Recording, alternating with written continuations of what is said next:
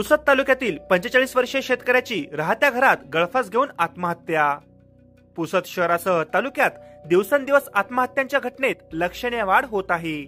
पहिलेच तर यवतमाळ जिल्हा शेतकरी आत्महत्यांसाठी खूप प्रसिद्ध आहे। पुसद तालुक्यातील मुंगशी येथील एका 45 वर्षीय शेतकऱ्यांनी आपल्या राहत्या घरात लाकडी बल्लीला गळफास घेऊन आत्महत्या केल्याची धक्कादायक घटना उघडकीस आली आहे। शंकर देवकर वय 45 वर्ष, राहणार मुंगशी, तालुका पुसद, जिल्हा यवतमाळ असे आत्महत्या केलेल्या व्यक्तीचे नाव आहे। दिनांक 31 जुलै 2025 रोजीच्या रात्री 8 वाजताच्या दरम्यान शंकर देवकर यांनी त्यांची पत्नी व मुलीला घरामध्ये कोंडून स्वयंपाकरूम मधील लाकडी बल्लीला बकरी बांधण्याच्या दोरीने गळफास घेतला। पत्नी व मुलगी शंकर देवकर यांच्यापर्यंत पोहोचण्याआधीच शंकर यांच्या देहातून प्राण निघाले होते।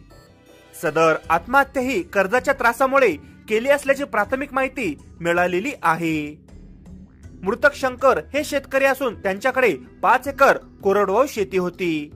या घटनेची माहिती पुसद ग्रामीण पोलीस स्टेशन येथे होताच पोलिसांनी तात्काळ घटनास्थळ गाठून घटनास्थळाचा पंचनामा केला व मृतदेहास शासकीय उपजिल्हा रुग्णालय पुसद या ठिकाणी शवविच्छेदनाकरिता आणण्यात आले। काल दिनांक 1 ऑगस्ट 2025 रोजी शवविच्छेदन करून मृतदेह घरच्यांच्या ताब्यात देण्यात आला।